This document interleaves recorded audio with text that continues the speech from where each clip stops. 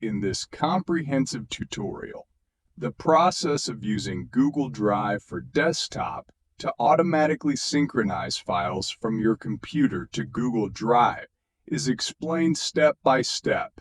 The narrator begins by guiding viewers to search for and download Google Drive for desktop from the official website. The installation process is then demonstrated, followed by signing in with a Google account to set up the synchronization.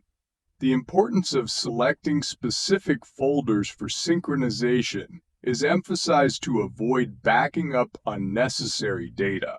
Additionally, viewers are shown how to create folders and add files to the Google Drive folder, illustrating bidirectional synchronization between the computer and Google Drive. The tutorial concludes with a brief overview of the synchronization progress and a reminder to leave feedback in the comments section